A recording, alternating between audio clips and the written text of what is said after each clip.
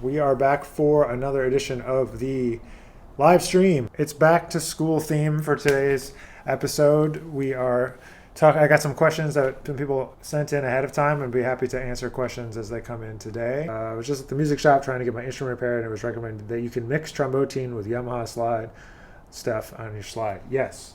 So he's talking about this stuff, right? Yamaha trombone stuff. This is like the day-to-day at it, but to kind of get the most out of your slide, I put trombotine, especially if you have an old horn. Like I have this.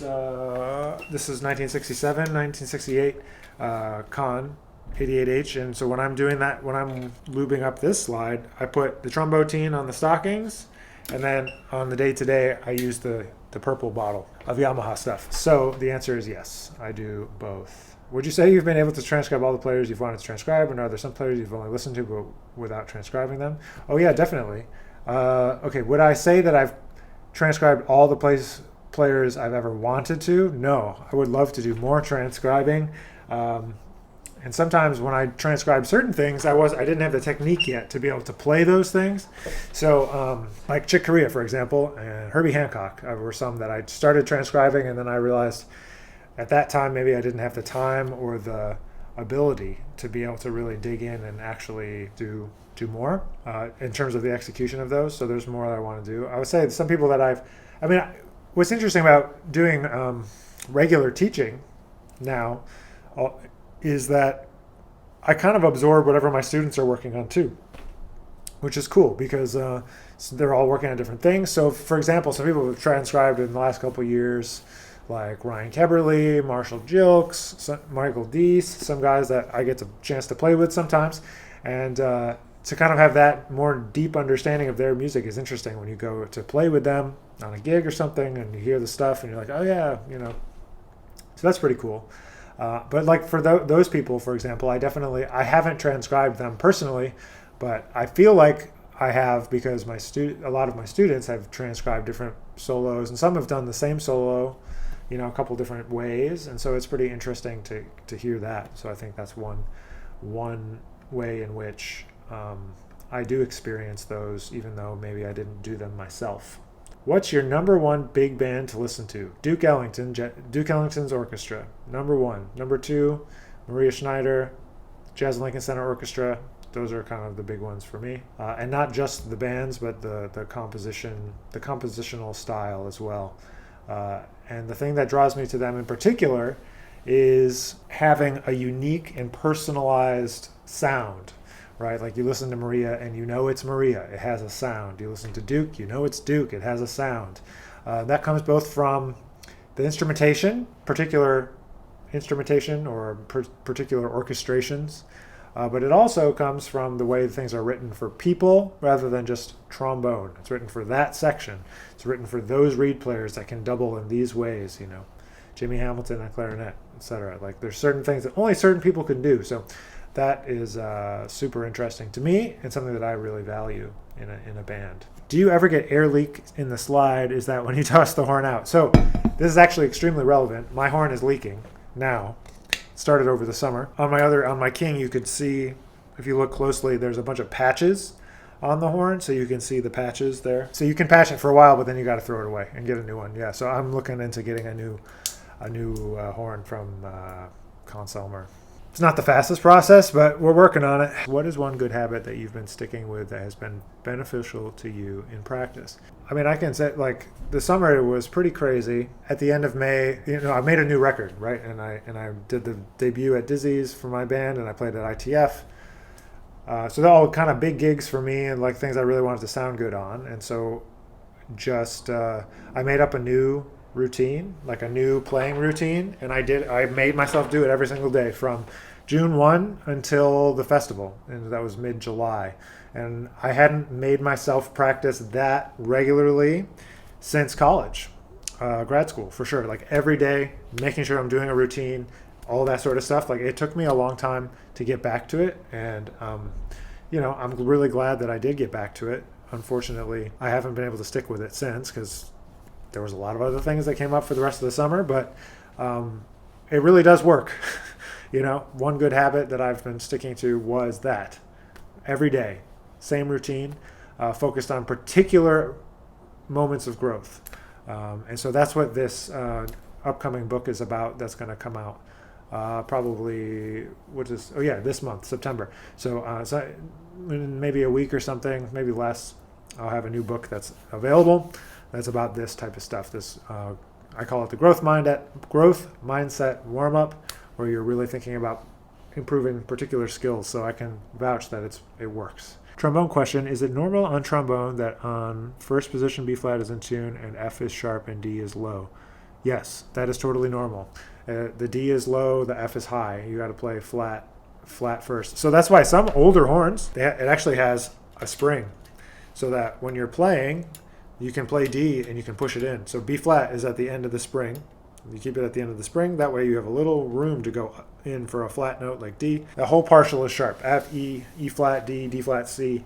That whole partial, I think it's 1, 2, 3, 4, 5, sixth partial, fifth partial? I forget. I'm really bad about knowing which partial it's called. All right, do you remember what your first jam session was like? I was just at a jazz camp, and that was my first time jamming and being around other cats. I remember my first jazz camp. My first jazz camp was at Eastman, so the Eastman Jazz Camp, and that was it would have been 2003 summer. I don't know if I do remember the first jam session. I remember some jam sessions. The biggest kind of impact a jam session had on me was at the Rochester Jazz Festival.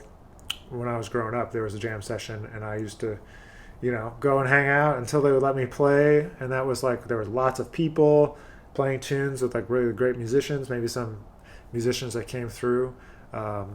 Somebody just sent me a clipping of me. I think it was maybe in high school, or maybe I was in college at that point. I think high school though, of like a jam session when Jeremy Pelt had come through, and we got to play Cherokee, and they had put it on in the newspaper, like as a clipping. So that was cool. I'm a high school senior, have braces, and I have problems playing the upper register. Any tips? Like what particularly makes the high note come out? Is the airspeed, the way the mouth is shaped, or yeah, it's all those things. So when I was in middle school, 8th grade, I got braces also, and I had them for all through 9th grade.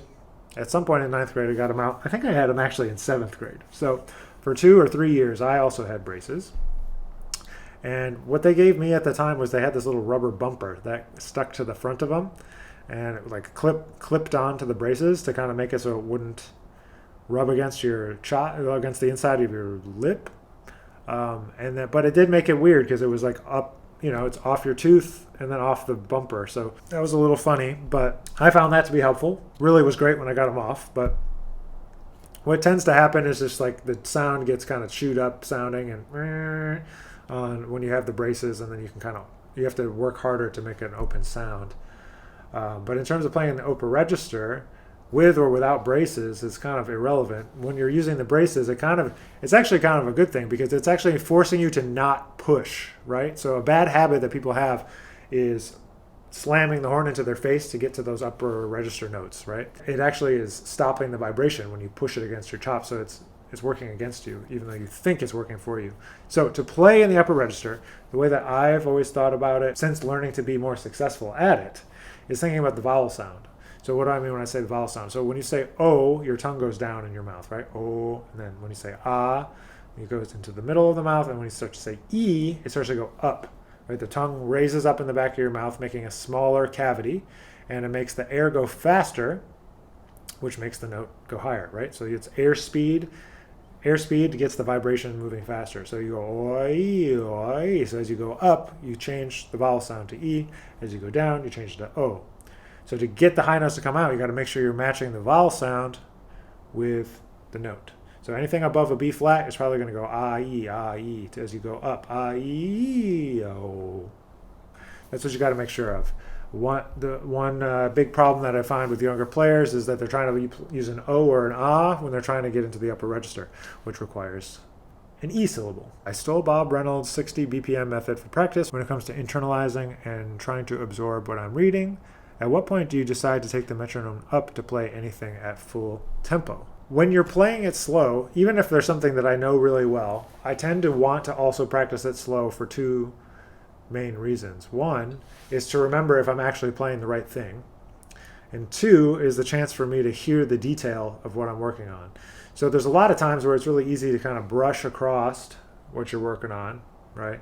to just kind of rush through it. Like, oh yeah, I got it. But when you go slow, you can think, at least on trombone, for example, am I playing every note in tune? Does it have the right consistent articulation? Does it have a full sound? Does the sound have resonance? Like if I'm playing something I'm really familiar with, it could be something like confirmation. Am I remembering all the notes? Because there's a lot of notes in there, right? So you want to make sure that you're still remembering what's in there. So at what point do I speed it up? When you can't play it wrong. It takes a long time to get to that. When you can't play it wrong. And by wrong, I mean not up to the standard that you've set for yourself. Because we're all going to have different standards at different points in our life and what we're trying to achieve. And so if the standard is perfection is silly. There's nothing that's going to be totally perfect, right? But if you set a standard for where you are right now, and you have to say when it's at that level or when it's not at that level. What's some favorite easy standards to learn when just starting to learn tunes by ear? And in particular, he's thinking at a high school level. So some of my favorite tunes to learn by ear, I think that high school level is kind of irrelevant because there's different kinds of tunes that teach different kinds of things. So I think tunes that hit a lot of areas that are going to translate to other tunes. So what do I mean? In music, like certain types of chord progressions happen more often than others. Of course, 2-5-1s are well known to be, all across jazz, right? But certain tonal areas like 2 dominant, like 4, the 4 chord, the 5 chord, all these different kinds of places, modal tunes. So I kind of break them up into those different areas. I don't like to start with blues with high school. I like to start with either modal or something with simple tonal areas like When the Saints Go Marching In, something like that. That may be considered super easy by some people, but some people have never learned by ear before, so it can be kind of important to do that. But I've done all kinds of things. I've done like Maiden Voyage as a tune I've done this with middle school students in terms of getting them to learn to improvise over these things. So Maiden Voyage, certainly. Little Sunflower, certainly. So What is an obvious one, and it has hits and it has interaction and different parts. Like anything that you can get people like super involved in is always good. Some go-tos for me in terms of tunes, sometimes like monk tunes. What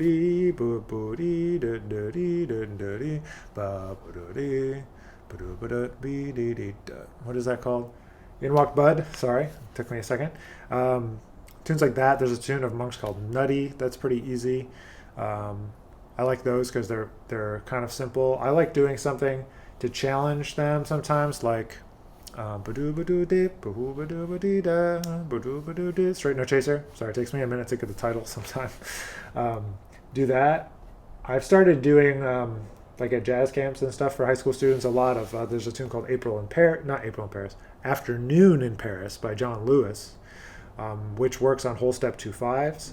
I think Take the A Train is a really good first tune or one easy tune to learn because it works through the tonal areas like 1, and then goes to 2 dominant or 5/5, and then it's got 2 5s and the bridge goes to 4. So it gives you a chance to work on really specific ideas when you're just starting off. So that's the kind of tunes that I look for when we're talking about easy standards to work on, because a lot of concepts that like maybe seem easy, like sometimes, for example, people go to they'll say like All of Me maybe like is an easy tune, but it actually is kind of hard because it has a lot of sequential dominant chords, and that's kind of hard, things that seem easy maybe actually are hard. So I think those are some tunes, but watching out for things that actually are not simple. But the reason I don't start with the blues, and I've gone on about this a bunch of times to different people, so I apologize if you've heard this before, but I don't start with the blues because the blues generally breaks all the rules. Dominant chords are not tonicized most of the time, right? Everything's not based on a dominant chord most of the time in jazz literature, right? It's mostly tonal harmony with major chords, minor chords, and dominant chords, or tonic, subdominant, and dominant, right? So I like to start with tunes that actually deal with harmony. So that could be something like Take the A Train, or easier with Saints or some other tunes like that, like Bourbon Street Parade or other easy tunes, easy, not a lot of chord tunes. Yeah, see somebody else, Kizaric, agreeing that Afternoon in Paris good for 2/5s. Yep, it gets you used to the most prevalent types of harmonic language that you're going to have to use. When did you get to the point where you could play a tune without really needing to work on it? Working on I Hear a Rhapsody, and I feel like I already learned it even without playing it on the horn. Once you can hear your way through the changes, then yeah, there's a lot that you don't necessarily quote unquote need to work on, I suppose, but there's always new things to explore. But if you mean like when could you play a tune without having to sit down and learn it, like because you could just hear it and learn it, that took me until I was in grad school. But even then, I mean, I guess I can sort of hear my way through a tune now, but I wouldn't say that I know it just because I can hear my way through it. But definitely it took a lot of piano practice, getting used to playing tunes on the piano, all different sorts of tunes, and then forcing myself to throw away all the real books. Something that I find very useful in my own practice is to learn tunes at the piano, and so I'll sing and play the changes at the same time. So that way I don't have to actually learn it on trombone, I can just play. Musicians most of the time lack patience. Why do you think this is an ongoing problem? Why? I don't know. I struggle with patience too. I think we want to do what we want to do now. Like we've spent years and years. Yeah, check out my hair, man. Like it's all gray. I'm getting old over here. Patience, man. Yeah, it's really hard because you're basically kind of waiting for your chance to get in there and making music, having the opportunities you want to have. You have to wait until somebody moves on, whether that's physically or somebody leaving town, or you're just talking about your personal practice and having patience with the long game. It's really hard to measure progress when it's this big every day, when it's so small. And then you just kind of, but when you look back over a year or 2 years or 5 years, that's what makes the difference. The people that are super gung-ho for like 6 months or 3 months, that's not the people you still see around in 5 years or 10 years. Like it's the people that are just committed every day to a little bit of improvement that last, for a long time. You have to be really thoughtful about how you expand that patience to be beyond like when you're in school or in one semester, or it takes forever, your whole life. I never picked up an instrument because I want to be good now. Yeah, exactly. Like it takes a long time. You got to sound bad for a long time, man. Got to sound bad for a long time. Do you ever use a voice recorder for ideas? Yeah, I just use my iPhone. I'll sing it into the voice memos, definitely. Or if it's like a chord progression, I'll just play it into my phone. 100%. Whatever. The tactical thing is not important, like what device you use. It's like, so just come up with a system that works for you in order to keep track of all that stuff, and it'll be cool. And does UNT offer TA for DMA and jazz trombone? Yes, is the short answer. One thing that I think is pretty cool about UNT in terms of going to grad school here, whether it's for master's or DMA, is that you get a lot of teaching experience. That's something I didn't get in my grad school experience, and I know even like at Eastman, it's not as much as what the students get here. So if you want teaching experience, if you're trying to get a DMA, I imagine you're trying to get some teaching job. So you probably want that teaching experience. If you are a person that's thinking about wanting to come to UNT, now the applications are open. Beyond musical style, did you spend much time developing your unique horn sound with mouthpieces and mouth techniques? I would say no. I think it's a kind of like just a natural outcropping of like hearing different sounds and trying to recreate them.